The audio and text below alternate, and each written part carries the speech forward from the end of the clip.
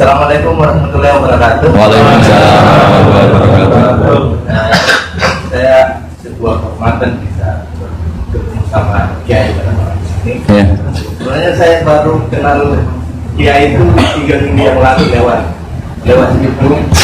Ya, ya. Ada yang kirim di FB saya, walaupun dengan komentar yang agak mirip lah. Iya, iya. Kalau nggak salah waktu itu Pak Kiai membahas masalah perang Handar, Ya.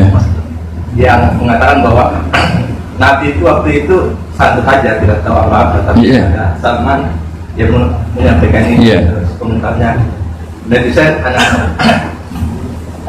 Tapi pertanyaan saya itu bukan itu, Pak. Iya, gimana? Pertanyaan saya itu, saya tertarik kenapa cara pasang sokopnya itu ada rapet di. Iya.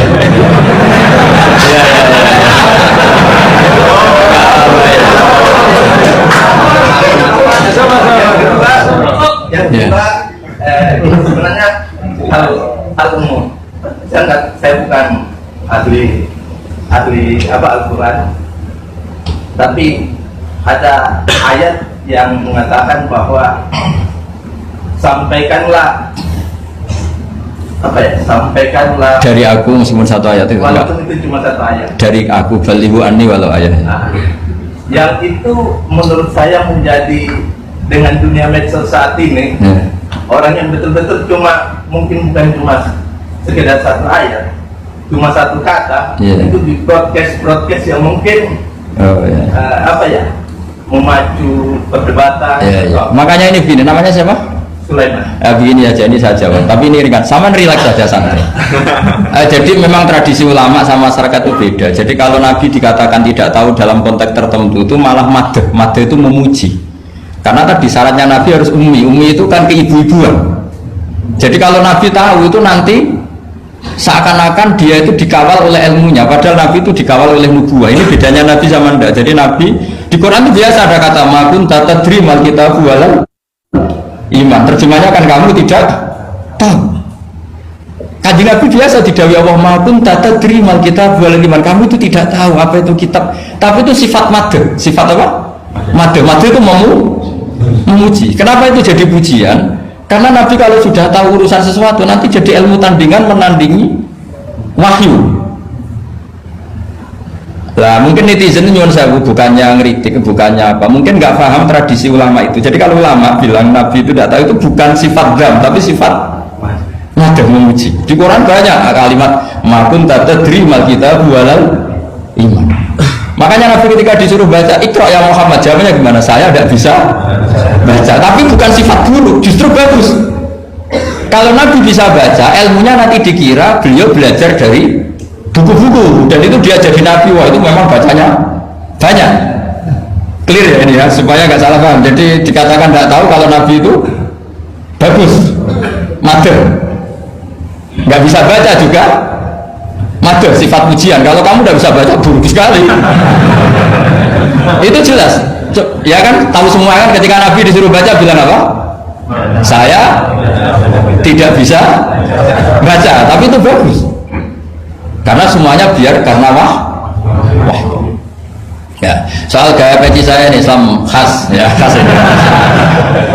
Nah, yang ini yang penting, yang pertanyaan sampai terakhir balighu anni walau ayat. Memang ini semenjak dunia medsos memang dengan tanda kutip agak kecelakaan, mengutip kutipan tokoh atau apa aja sepotong-potong itu bahaya. Bahayanya begini, itu bukan hanya karena yang ngendikan tokoh. Meskipun Quran kalau wakafnya salah itu ya bahaya. Coba misalnya begini, ada orang wakaf di depan orang yang paham bahasa Arab. Inna Allaha la yastahi, terus wakaf ya Pak. Terjemahnya gimana? Allah tidak punya rasa malu. Sehingga di ilmu Quran itu diaturkan ada wakaf yang haram, yaitu wakaf yang rusak makna. Harus diteruskan Inna Allaha la yastahi ayyadriba matalam ma ba'u. Allah tidak malu bikin perumpamaan sekecil apapun makhluk itu. Misalnya buat perumpamaan dengan nyamuk. Coba kalau bacanya satu ayat terpotong, Inna Allaha la yastahi, Allah tidak. Nah, bayangkan didengar orang yang paham bahasa Arab. Jadi problem kita adalah kadang untuk ya gitu. Jadi apa ya tadi belum mendengarin kompletnya ngaji. Jadi kalau ada ulama bilang Nabi tidak tahu itu sebenarnya madu itu ngelem karena memang begitu. Makanya Allah bilang apa? Makun tadri mal kita bualal iman. Muhammad kamu tidak tahu apa yang maknanya kitab, maknanya iman. Tapi nggak tahu ini untuk Nabi kelebihan karena kalau Nabi tahu dulu berarti ilmunya sebagian diserap dari Taurat dan Injil dari yang macam-macam. Makanya dulu orang kafir kalau ngeritik Nabi kan walaqad na'lamu annahu yaquluna innama yu'allimuhu basar. Muhammad pinter macam pernah belajar. Terus Allah menjawab Muhammad enggak pernah belajar, bahkan baca saja tidak. Jadi kalau Nabi dikatakan enggak bisa baca, enggak tahu itu madhab. Saya ulang lagi untuk Nabi itu madhab. Sehingga semua yang dilakukan Nabi in huwa illa wahyu yuha, semua hanya berdasar wahyu. Ini bedanya Nabi dengan selain Nabi. Makanya Nabi itu nggak pernah baca, nggak boleh memang. Karena tadi pasti ini jadi ilmu tandingan. Itu bahaya kalau untuk Nabi, supaya semuanya orisinil dari Allah. Nabi itu sama Allah dikosongkan, semuanya kosong.